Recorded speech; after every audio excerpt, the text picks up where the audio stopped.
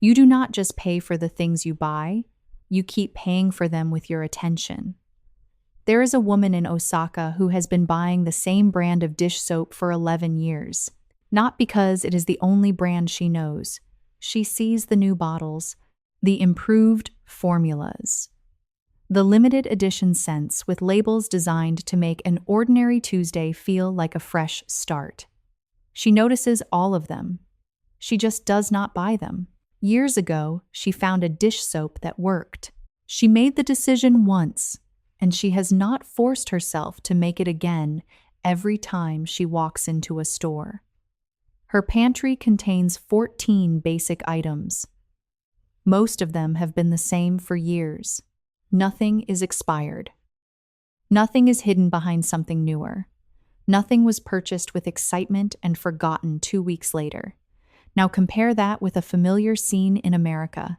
Someone is standing in a Target aisle, holding a candle that smells like Nordic frost, wondering if they already have one at home. They do. They have 3. One is still in its box. Another was burned twice. The third is sitting on a bathroom shelf next to a dry shampoo someone online called life-changing, a bottle of supplements they plan to start taking in January, and a face roller that still represents the person they hoped they would become. I have learned that the real cost of an object is rarely printed on the price tag. A new purchase also needs a place to live. It has to be organized, cleaned, maintained, remembered, and eventually repaired, donated, sold, or thrown away. Every object creates another small responsibility. And enough small responsibilities can make a home feel heavy, even when everything inside it was bought to make life feel easier. The woman in Osaka is not more disciplined than everyone else. She has simply learned something many of us have forgotten. A good decision does not always need to be replaced by a newer one. There is a Japanese word that explains this way of thinking better than the word minimalism ever could. The word is Mottainai. It is often translated as, "what a waste." But that translation misses something. Mottainai is not just the annoyance you feel after throwing away food or wasting money. It is a deeper sense of regret that appears when something still has value, but we stop seeing it. A shirt can still be worn. A phone can still make calls. A bottle can still contain another week of product. A piece of furniture can still serve the same purpose it served yesterday. But once something feels old, familiar, or slightly inconvenient, we begin treating it as though its value has disappeared. That is the moment Mottainai asks us to pause. Not because we should keep everything forever, and not because buying something new is automatically wrong. It simply asks us to make sure the old thing has truly finished its work before we replace it. Over the years, I have found 4 questions that make this idea practical. First, can it be repaired? A loose button, a dull knife, a scratched table, or a chair with one weak screw may not need to be replaced. It may only need 10 minutes of attention. Second, can it be repurposed? A glass jar can become storage. An old towel can become a cleaning cloth. A shelf that no longer works in one room may be exactly what another room needs. Third, can it be used completely? This is the question most of us avoid. Is the bottle really empty? Are all the pages used? Has the product stopped working, or have we simply become excited about the replacement? And fourth, can it be passed on? Something that no longer fits your life may still be useful to someone else. Giving it away allows the object to continue serving a purpose instead of becoming another forgotten thing in a landfill or storage bin. Those 4 questions help us see the value that remains inside an object. But modern life requires one more question. Maybe the most important one. Am I buying a real solution or am I buying a temporary feeling? Because many purchases are not made to solve practical problems. We buy a new planner because we want to feel organized. We buy workout equipment because we want to feel committed. We buy another skincare product because we want to feel as though we are finally taking care of ourselves. For a few hours, the purchase works. It gives us hope, momentum, relief. But the feeling usually fades long before the object leaves the house. Mottainai is not asking us to deny ourselves everything new. It is asking us to notice the difference between something that will improve our lives and something that will only improve the way we feel for one afternoon. That small pause can save more than money. It can save space, attention, and the quiet energy we lose every time we bring home another promise we are expected to manage. Once you start asking whether a purchase solves a real problem or only changes how you feel, you begin to notice something uncomfortable. A lot of products are not designed to fix the cause. They are designed to make the symptom easier to live with. Think about the cabinet under the kitchen sink. There is an all-purpose cleaner, a glass cleaner, a stainless steel spray, a product for the stovetop, another one for the shower, maybe one for stone countertops, one for tile, and one you bought because the bottle said it left behind the scent of a clean home. Most of them are not empty. Some have barely been used. Each new bottle arrived with a slightly different promise. Fewer streaks, more shine, a deeper clean, a better smell. But the cabinet kept getting fuller, while the cleaning itself never became much simpler. That does not mean specialized cleaners are useless. Some surfaces genuinely need different care. Natural stone, wood, glass, and certain appliances can require specific products. The problem begins when every small inconvenience is treated as proof that another bottle is necessary. Sometimes the better solution is not a more specialized product. It is learning which few products already work, using them correctly, and finishing them before buying more. The same thing happens with scented candles.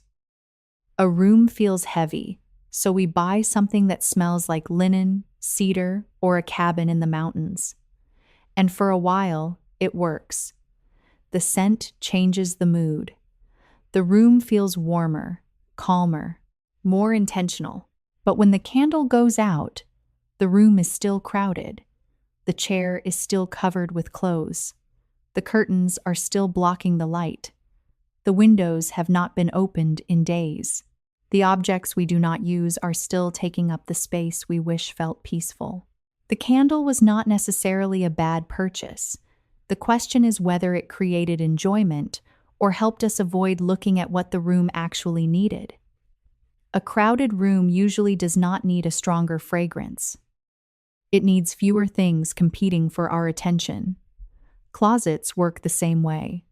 A closet begins to smell stale, so we add a lavender sachet, a scented hanger, or a spray that promises freshness. Again, these products are not automatically bad, but a stale closet may be asking for airflow.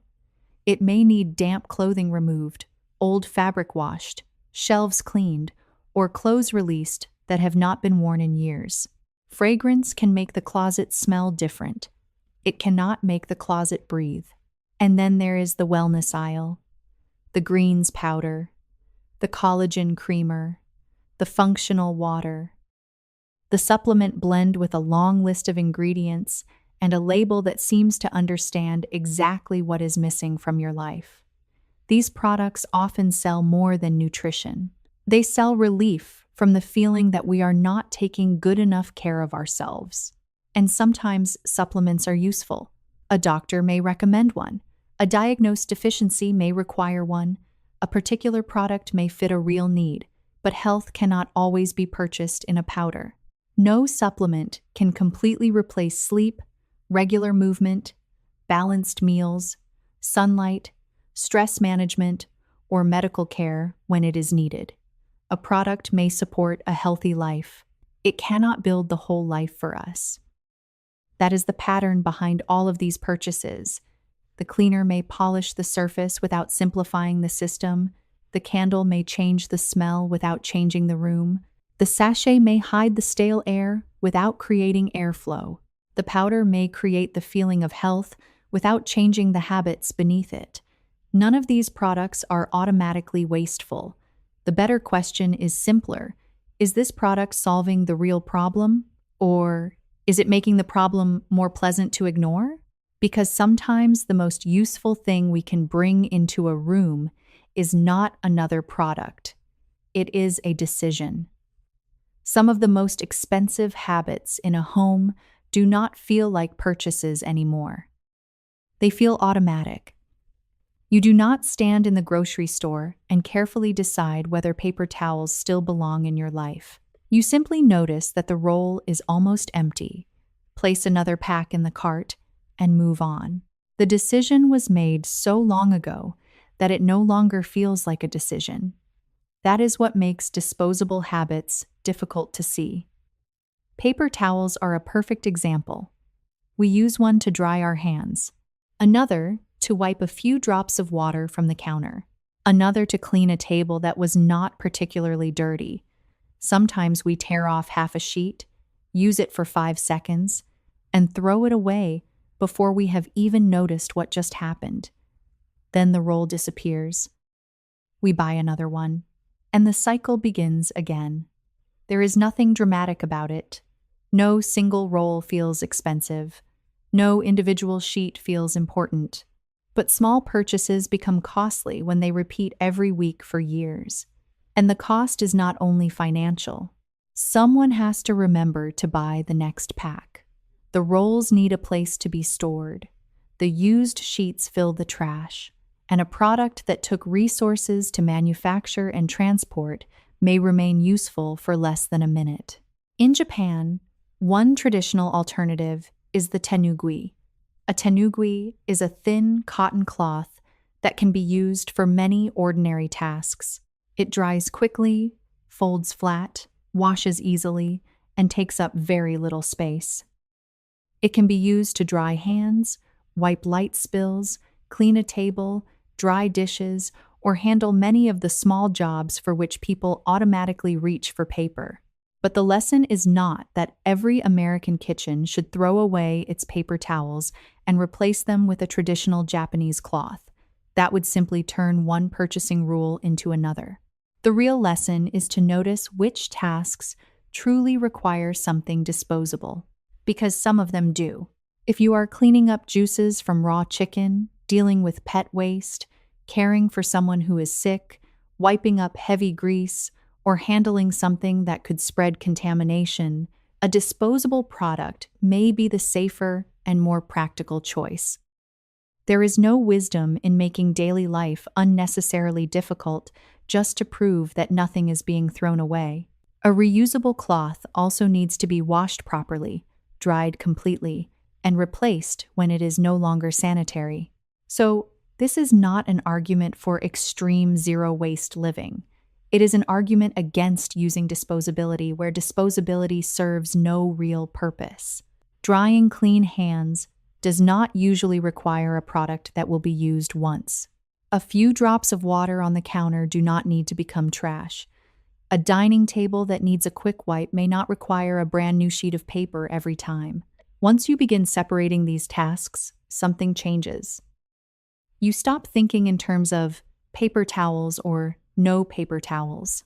You begin thinking in terms of the right tool for the right job. Keep a few washable cloths in an easy-to-reach place.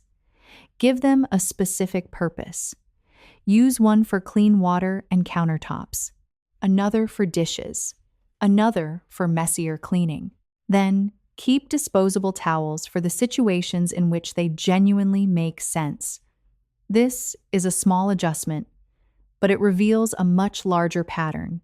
Many disposable products survive in our homes not because they are always the best option, but because we have stopped asking what the job actually requires. We purchase them automatically. We use them automatically. We throw them away automatically, and then we repeat the entire process without ever reconsidering the original decision. The goal is not to eliminate every disposable object from your home. The goal is to stop using disposable products for tasks that were never disposable in the first place, because sometimes saving money and reducing waste do not require a dramatic lifestyle change. They require one reusable cloth placed close enough to reach before habit reaches for the paper roll. Disposable products are not the only things we buy automatically. Sometimes we buy the tools for a new life before we have taken the first step toward living it. You can see this most clearly in the kitchen. Someone decides they are going to start cooking healthier meals, so they buy a spiralizer, then an avocado slicer, a vegetable chopper with 7 interchangeable blades, a smoothie maker, a container set designed specifically for meal preparation. For a few days, the kitchen looks like evidence that a transformation is underway, but the person has not yet built the habit of cooking. They have built a collection of objects that belong to someone who cooks. There is a difference. I have seen this happen many times. We buy the visible symbol of a habit because the symbol gives us an immediate feeling of progress. The package arrives, we open it, we wash the parts. We place the new tool on the counter, and for a brief moment, it feels as though the difficult part has already been done. But buying a tool is easy. Repeating a behavior on a tired Wednesday evening is harder. That is why so many specialty kitchen gadgets disappear into the back of a cabinet after being used 2 or 3 times. The problem is not that specialized tools are always useless. A rice cooker used every day is not clutter.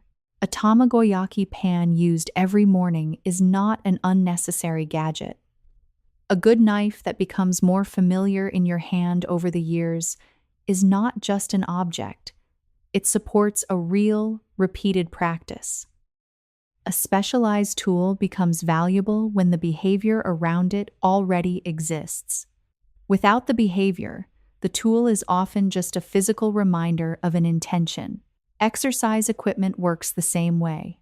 A person decides it is time to get in shape. They buy a treadmill, an exercise bike, adjustable weights, or a yoga mat. They join a gym on the same weekend. They download a workout app and choose the annual subscription because the yearly plan costs less per month. Everything appears organized. The equipment is ready. The membership is active. The app sends reminders, but the habit itself has not yet been built. After a few weeks, the treadmill begins holding close. The gym membership keeps renewing. The app continues sending notifications that are easier to ignore each day, and the unused equipment starts producing something it was never designed to produce: guilt. Every time you walk past it, it reminds you of a promise you made during a moment of motivation. That is the danger of buying commitment before practicing commitment. The purchase can make us feel serious before we have learned how to be consistent. And once money has been spent, we begin hoping the cost itself will force us to act. Sometimes it does. Usually it does not. Motivation is emotional. Habits are structural. Motivation says, "This time I am going to change everything." A habit says, "At 7 o'clock, I will walk for 10 minutes." Motivation likes new equipment. A habit needs a behavior simple enough to repeat when the excitement is gone. That is why I use a simple rule. Before buying the equipment, practice the behavior in its simplest form for 14 days. Not the perfect version. Not the version you imagine doing 6 months from now. The smallest version that proves the habit can survive ordinary life. Before buying a treadmill, walk outside or inside your home for 14 days. Before purchasing a home gym, do a short bodyweight routine. Before paying for a meditation app, sit quietly for 5 minutes with a free timer. Before buying a collection of meal preparation containers, cook and pack a simple lunch using what you already have. Before purchasing a specialty kitchen appliance, prepare the food with a knife, a pan, or the basic tools already in your kitchen. 14 days is not long enough to transform your life. but it is long enough to reveal something important. Do you want the behavior, or do you only want the feeling that comes from preparing for it? If you repeat the action for 14 days and a tool would make it easier, safer, faster, or more enjoyable, then the purchase may be completely reasonable. At that point, the object is not creating the habit. It is supporting one that has already begun. That is an important distinction. A runner may benefit from better shoes. A person who cooks rice several times a week may benefit from a rice cooker. Someone who consistently exercises at home may benefit from weights. A person who has used a free wellness app every morning may genuinely benefit from the paid features. The lesson is not to avoid buying tools. It is to change the order. Behavior first, equipment second. Because when the habit comes first, you know exactly what the tool needs to do. You are less likely to be impressed by unnecessary features. You are less likely to buy the most expensive option, and you are more likely to use what you bring home. This also removes shame from the decision. If the behavior does not survive 14 simple days, you have not failed. You have learned something before spending money and adding another object to your home. Maybe the activity does not fit your schedule. Maybe you dislike it. Maybe the problem was not a lack of equipment. Maybe you were attracted to the identity more than the daily reality. That information is valuable. It is much easier to change direction after 14 free days than after 12 months of payments for something you rarely use. The best tool is not the one with the most features. It is the one that removes a real obstacle from a habit you already practice. So before you buy the gadget, join the gym, or subscribe to the app, try the simplest version first. Let your actions prove that the tool has a job waiting for it. Do not buy the evidence of a new life. Begin living it. Then buy only what helps you continue. But tools are not the only things we buy for a future version of ourselves. Sometimes we buy the person we hope to become. You can see it in a bookstore. A book catches your attention because the title describes a life you want. How to think more clearly, how to become disciplined, how to understand money, how to cook real food, how to finally get your life under control. You pick it up, read the back cover, and imagine yourself becoming the kind of person who understands all of this. Then you buy it. And for a little while, something changes. Not your habits, not your knowledge, your feeling about yourself. The book gives you a small sense of progress before you have read a single chapter. It feels as though you have already moved closer to the person you want to become. Then the book goes onto a shelf. A few weeks later, another title promises a slightly different future. So you buy that one too. Japan has a word for books that are purchased and left unread: tsundoku. The word does not shame the person who buys books. It simply names something many of us recognize. There is a difference between collecting the possibility of knowledge and practicing the work required to gain it. A book can hold wisdom, but owning the book is not the same as receiving it. The same pattern appears in skincare. You see someone online with clear, glowing skin. They hold up a bottle and describe it as a game changer. The story feels simple. Their skin looks the way you want yours to look. They use this product. So the product begins to feel like the missing step between their face and yours. You order it. Maybe you already have 2 serums in the bathroom. Maybe one is half full and another was only used for a week. But the new product feels different because it arrives with a new promise. This time, you will be consistent. This time, you will follow the routine. This time, you will finally take care of yourself properly. The package arrives, and for one evening, the purchase makes that version of you feel real. But your skin does not experience the excitement of a new package. It experiences ingredients, consistency, irritation, protection, and time. A new bottle cannot create the habit of using it every day, and someone else's results cannot tell you exactly what your own skin needs. Again, this does not mean skincare products are unnecessary. A product that suits your skin and supports a consistent routine may be completely worthwhile. The problem begins when we keep buying new promises without giving the products we already own enough time to prove whether they work. Supplements can play the same role. A bottle on the counter can make us feel more responsible, more serious about our health, more like the kind of person who has a morning routine and takes care of their future. Sometimes a supplement meets a real medical or nutritional need, but sometimes it is purchased because taking a capsule feels easier than changing the structure of the day.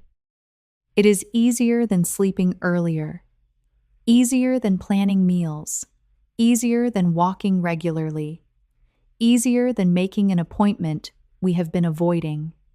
The bottle becomes evidence that we are doing something, even when the deeper behavior remains unchanged. Premium formulas use this feeling very well. The advanced version, the professional version, the new formula with 3 additional ingredients. The product you already own may still work. It may not even be finished. But the upgraded one suggests that a more serious person would choose something better. Someone who truly cared about their health would buy the premium version. Someone committed to their appearance would use the advanced formula. Someone determined to succeed would not settle for the basic one. The product is no longer selling only a function. It is selling a judgment about who you are. Productivity products do this too.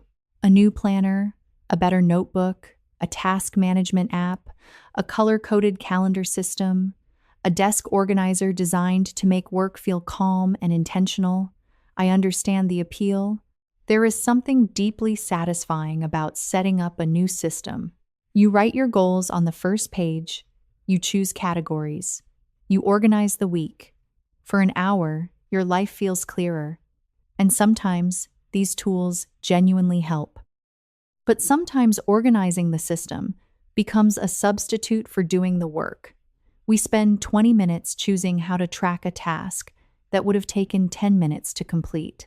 We redesign the routine instead of following it. We buy another planner because the previous one contains evidence that our motivation faded. The new planner gives us a clean page. But a clean page is not the same as a changed life. That is the pattern connecting the unread book, the skincare product, the supplement, the premium formula, and the productivity system. They all offer potential in a form we can purchase immediately. Real change is slower. It is often repetitive. It is usually less exciting than the product that represents it. Reading 10 pages each night does not feel as dramatic as buying 5 new books. Using one simple skincare routine for several months does not feel as exciting as testing a new serum every Friday. Going to bed earlier is less interesting than opening a new supplement bottle. Completing one difficult task is less satisfying in the moment than creating an entirely new productivity system. Buying potential feels like movement. Practicing change often feels ordinary. That is why the distinction matters. The purchase may make you feel like you have started, even when nothing in your behavior has changed. For a few hours, you get the emotional reward of progress without the discomfort of practice. You feel more knowledgeable because you bought the book, healthier because you bought the supplement, more disciplined because you bought the planner, more committed because you ordered the premium version. But the feeling fades, and when it does, the object remains, sometimes still unopened, sometimes half-used, sometimes sitting in plain view as a quiet reminder of another beginning that never became a routine. Before buying something that represents the person you hope to become, pause and ask a more honest question. What behavior would this person practice today? Would the knowledgeable version of you buy another book? Or read 10 pages of the one already on the nightstand? Would the healthier version of you order another powder? Or prepare a simple meal and go for a walk? Would the organized version of you buy a new planner? Or complete the most important task already written in the old one? Would the person who takes care of their skin order another serum? Or use the routine they already have consistently? This is not about refusing every product that inspires you. Sometimes the right book changes a life. Sometimes the right skincare product solves a real problem. Sometimes a supplement, planner, or app provides exactly the support you need. The goal is not to reject potential. It is to stop confusing the purchase of potential with the practice of change. A product may support the person you are becoming, but it cannot become that person for you. So before you buy the symbol, perform one small act of the identity it represents. Read the pages, take the walk, complete the task. Use what you already own. Let the behavior begin first. Then, if the product still has a real job to do, buy it with confidence. Because the person you hope to become is not waiting inside a package. That person is being built by what you repeatedly do after the package is opened. There is another way products sell us a better version of ourselves. They call it an upgrade, the advanced formula, the professional edition, the new model with one more setting, a brighter screen, a stronger ingredient, or a feature you had never thought about until the advertisement explained why you needed it. The product you already own may still work. It may not be broken. It may not even be finished. But once the newer version appears, the old one begins to feel different, not worse in performance, worse in meaning. A shampoo that worked perfectly well last month suddenly feels basic when a premium formula appears beside it. A phone that still handles every task begins to feel old after the new model is announced. A kitchen appliance that has served you for years starts to look inadequate when the updated version promises faster results and more precise control. Nothing has changed about the original product. What changed was the story surrounding it. Marketing rarely says, "Your current product is useless." That would be too obvious. Instead, it suggests something quieter. Maybe someone more informed would choose the advanced version. Maybe someone who truly cared about quality would not settle for the standard one. Maybe the person you are becoming deserves something better than the person you used to be. That is why the upgrade reflex is so powerful. It does not only question the value of the object, it quietly questions the value of the person using it. The message is rarely just, "This product has improved." The deeper message is, "You should have improved too." I have learned that this feeling is strongest in the first few hours. You see the new package, you watch the demonstration, you read the list of improvements. The desire feels practical because every feature has been given a reason. But urgency is not the same as need. So before upgrading something that still works, give the desire 72 hours. Do not add it to the cart and keep checking the page. Step away from it. Let the excitement settle. During that pause, ask 4 questions. First, what problem does the new version actually solve? Not what feature has been added. What problem in your daily life will become easier? Will it save meaningful time? Will it improve safety? Will it solve a frustration you experience regularly? Or does it simply perform a task you are already completing without difficulty? Second, is the current product truly failing? Has it become unreliable? Is it damaged? Does it no longer meet a real need? Or has it only become familiar? Familiarity can feel like decline, even when nothing has stopped working. Third, will you regularly use the added feature? It is easy to imagine using every new function while watching a product demonstration. Real life is less dramatic. A feature used twice in the first week and never again is not an improvement. It is decoration added to the price. And fourth, would you still want it without the packaging? Imagine the new product without the lighting, the polished photographs, the dramatic name, and the words advanced, pro, or new. Imagine it sitting on a plain table beside the product you already own. Would the difference still feel important? That question is useful because packaging does more than protect a product. It creates distance between the ordinary life you have and the more polished life the product appears to promise.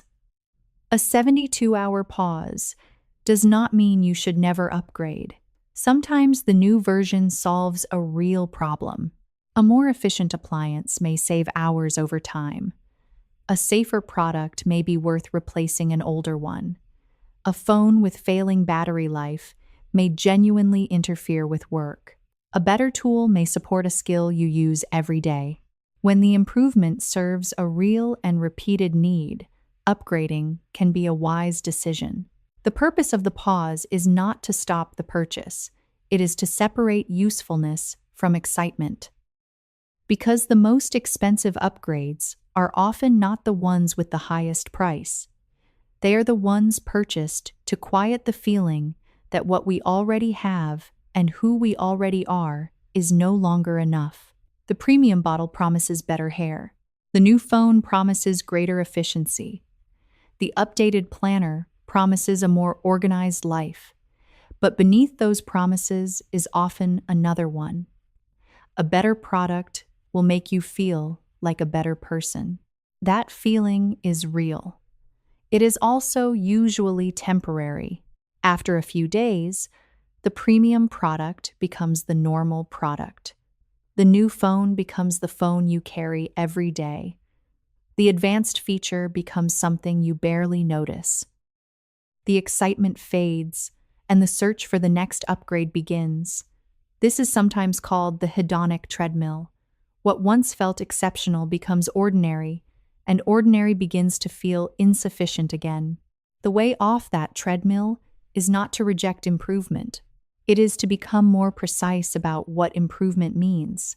A product is better when it serves your life better, not when it simply makes the old version look embarrassing.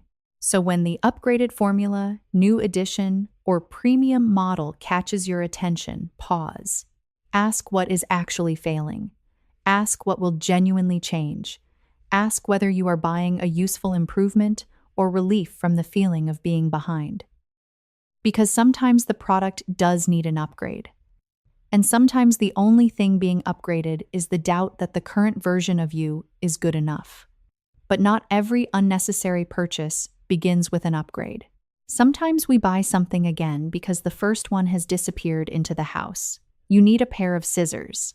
You know you own at least two, but neither one is where you expect it to be. You look in the kitchen drawer, then the desk, then the box in the hallway where random things seem to collect.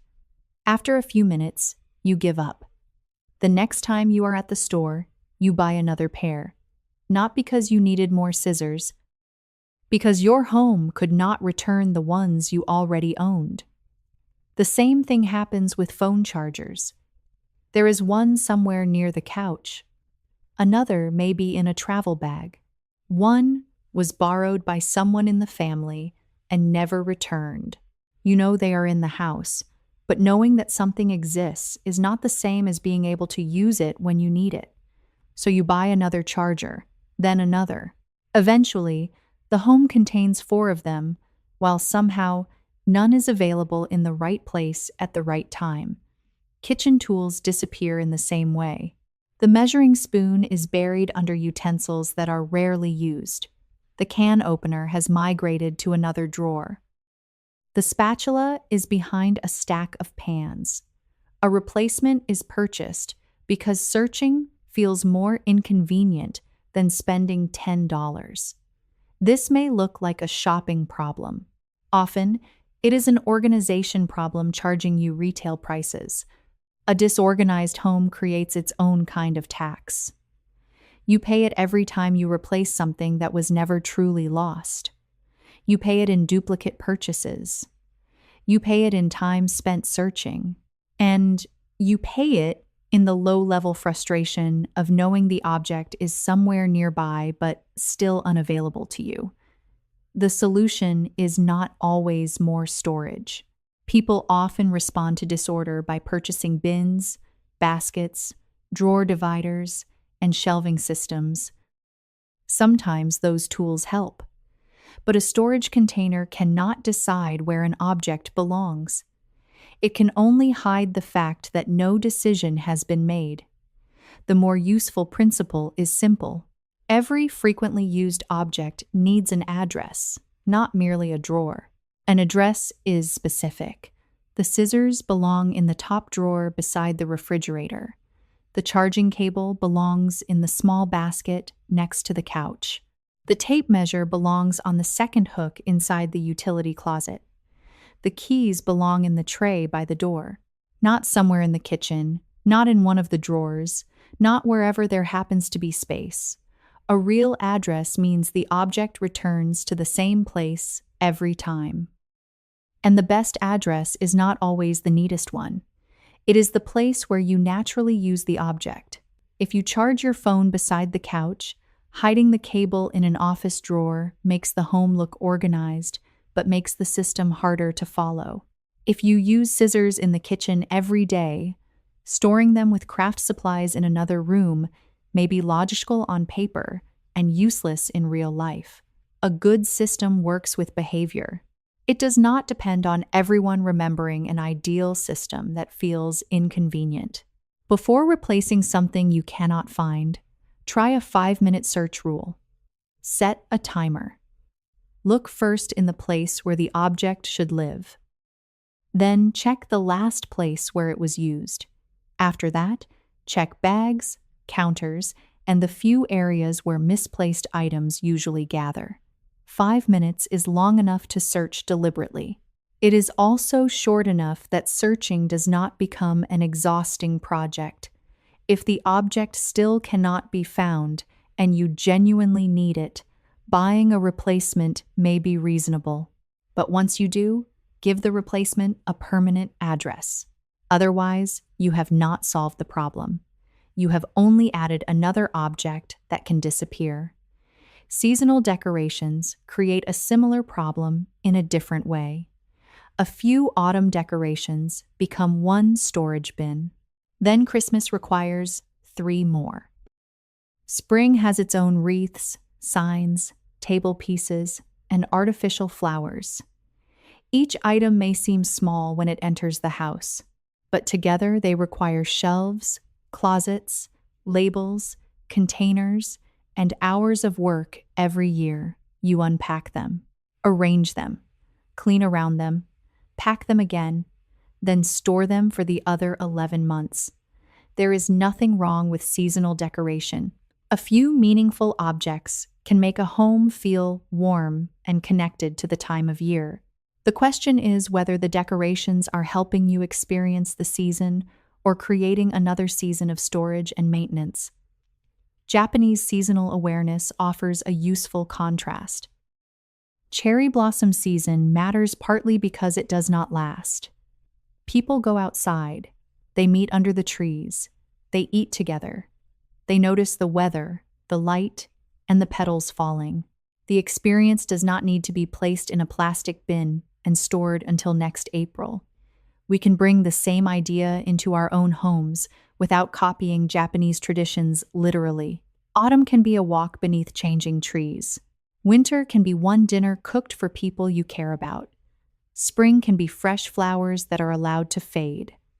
A holiday can be remembered through a meal, a song, a visit, or an afternoon spent together. A season can be marked by something you do, not only by something you store. That does not mean throwing away every decoration.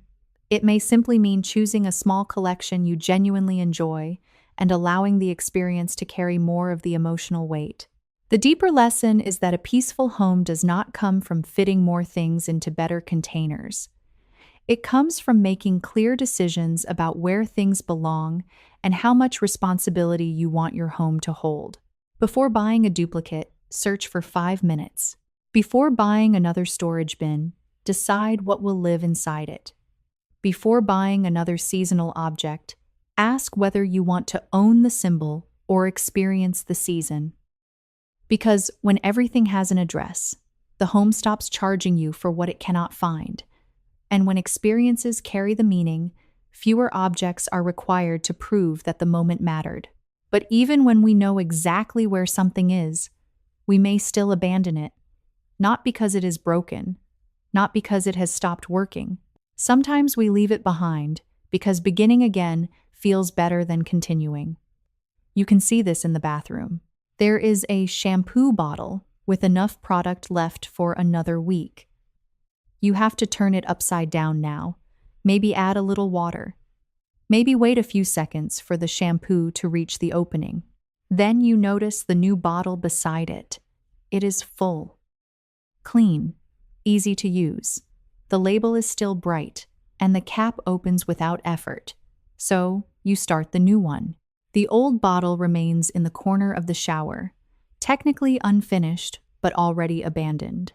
The same thing happens with notebooks. You begin one with good intentions. The first few pages are neat. The handwriting is careful. The dates are organized. Then life becomes busy. You miss several days. The writing gets messier. There are crossed-out plans and unfinished lists. 20 blank pages remain at the back, but the notebook no longer feels like a fresh beginning, so you buy another one. The new notebook has no evidence of inconsistency, no missed goals. No pages reminding you of the week when everything became disorganized. It offers something the old notebook cannot, a clean version of the story. Planners work the same way. January begins with color-coded goals, carefully planned mornings, and the belief that this year will be different. By March, several weeks are empty. By May, the planner has become uncomfortable to open. It does not simply contain appointments. It contains evidence of routines that did not last, tasks that were moved forward again and again, habits that looked simple on the first page and became difficult in real life. Then, a new planner appears. Maybe it begins in July. Maybe it promises a better layout. More space. A new method. A system designed for people who want to become organized again. And suddenly, buying the new planner feels easier than returning to the old one. I understand that feeling. A new beginning gives us emotional distance from the version of ourselves that became tired, distracted, or inconsistent. The new object does not know that we stopped. It has not seen the unfinished routine. It has not recorded the days we avoided the work. It allows us to begin without explaining what happened last time.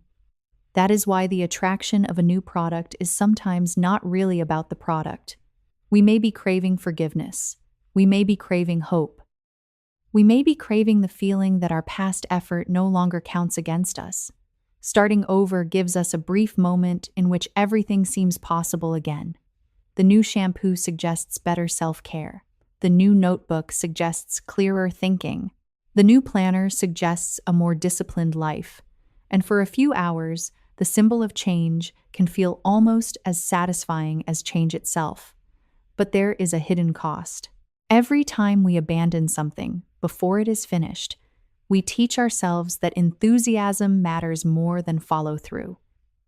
We become good at beginning and less confident in our ability to continue once the beginning no longer feels exciting. That loss of confidence is easy to miss. It does not happen all at once. It grows quietly. You tell yourself that the notebook was not the right format. The planner did not have enough space. The shampoo was inconvenient to finish. The productivity system was poorly designed. Sometimes those things are true. A tool can genuinely be wrong for your needs. A product can become unsafe, ineffective, irritating, or impractical. There is no wisdom in forcing yourself to finish something that is harmful or completely unsuitable simply because you paid for it. But often, the problem is not the object. The problem is that the object has entered the ordinary middle of its life. It is no longer new enough to inspire us. And it is not yet finished enough to give us satisfaction.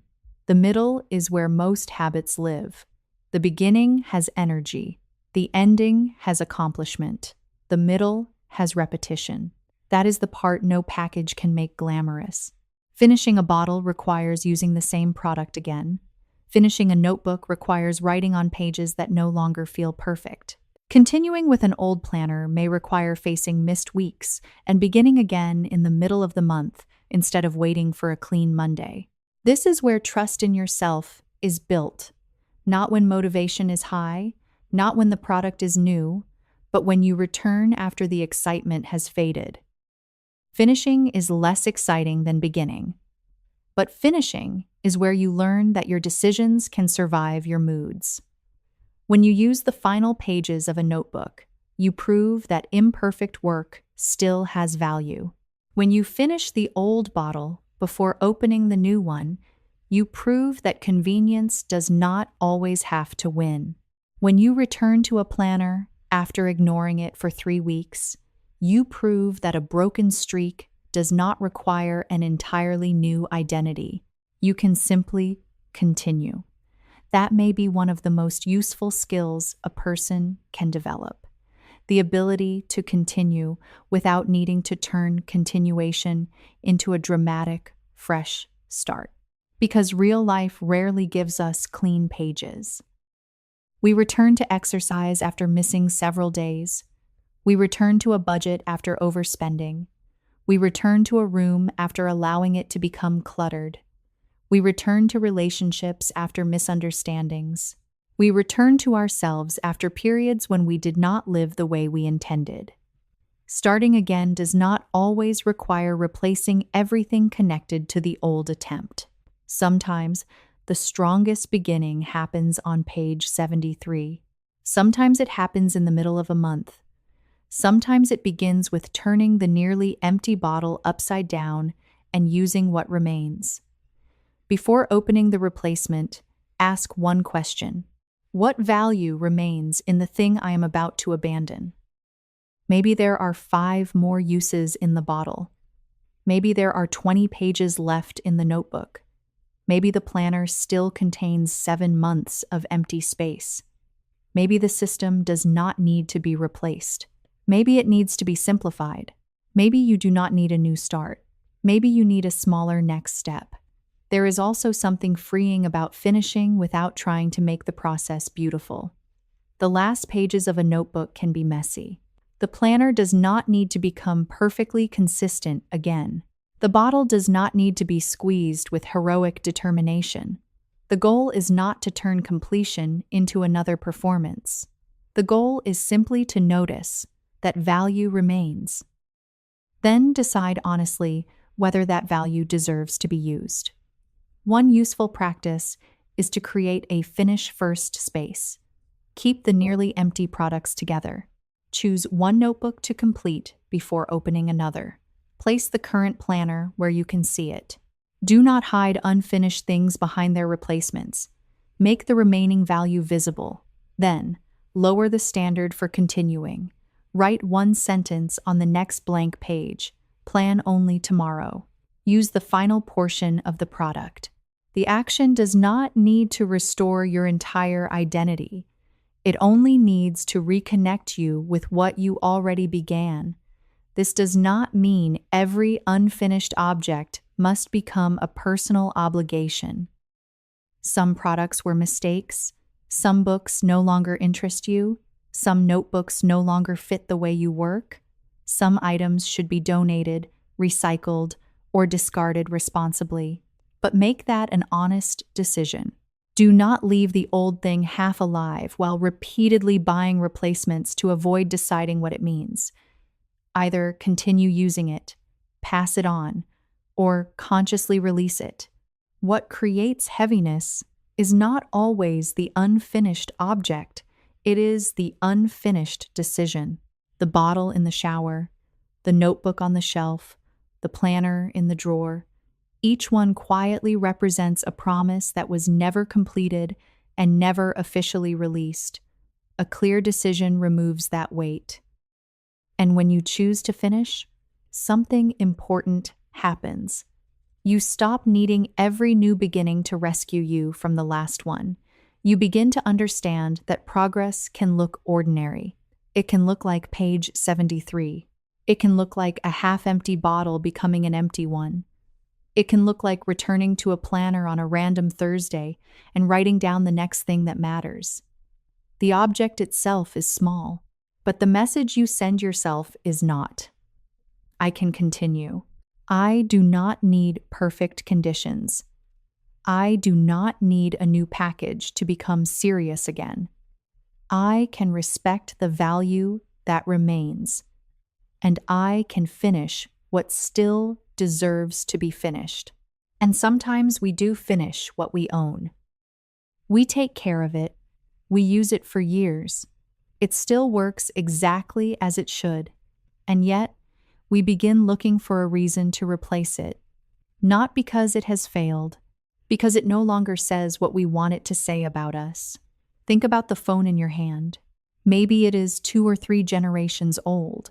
The battery still lasts through the day. The camera still captures the people you care about.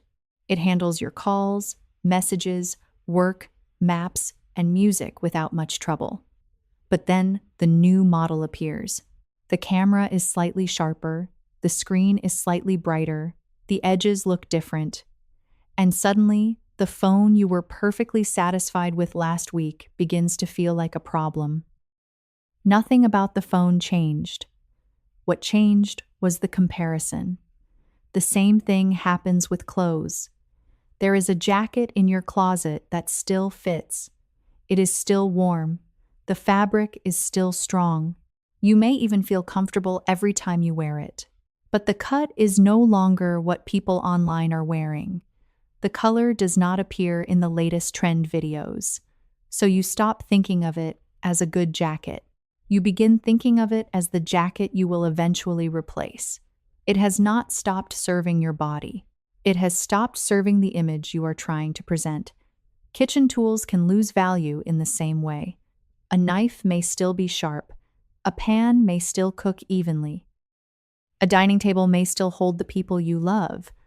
But after watching enough beautifully arranged kitchens online, the objects in your own home can begin to look like evidence that you are behind.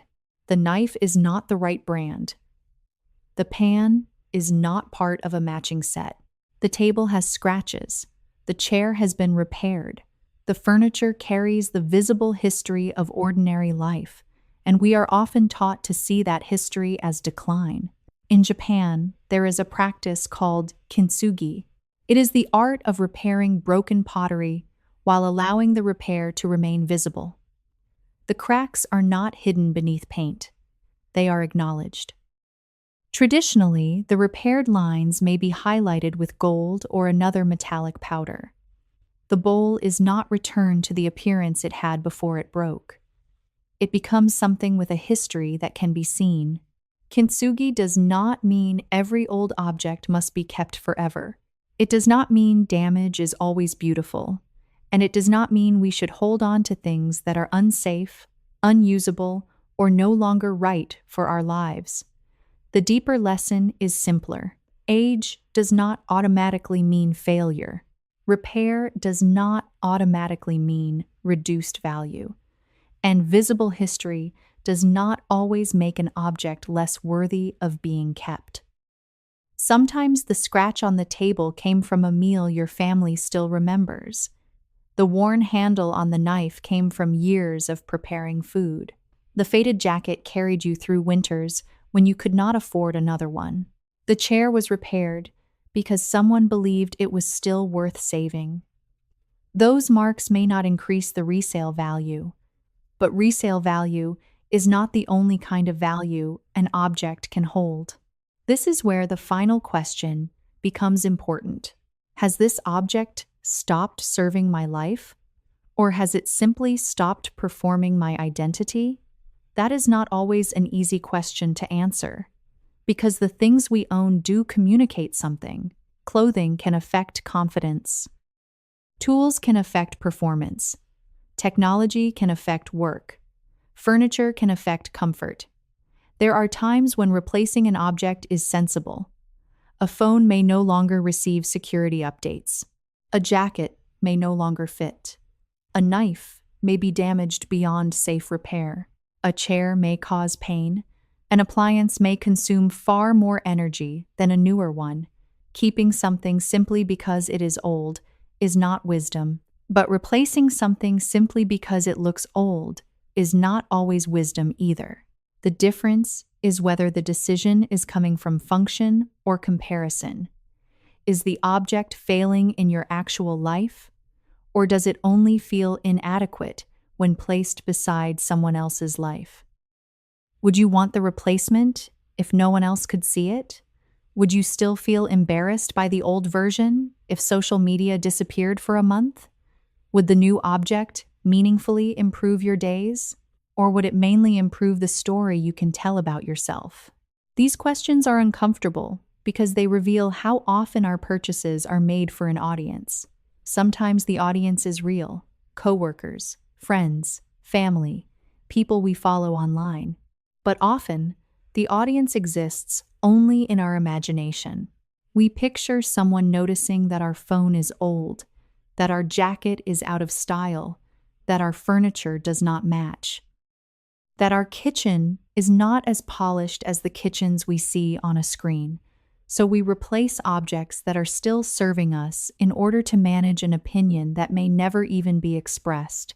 The object is still useful, but it has stopped performing the identity we want other people to recognize. That may be the deepest buying reflex of all. Not buying because we need something, buying because we are afraid the things we already own reveal the wrong version of us. This brings us back to the woman in Osaka. She has purchased the same dish soap for 11 years. At first, that may sound like discipline. It may sound like she is unusually resistant to marketing or naturally better at living with less.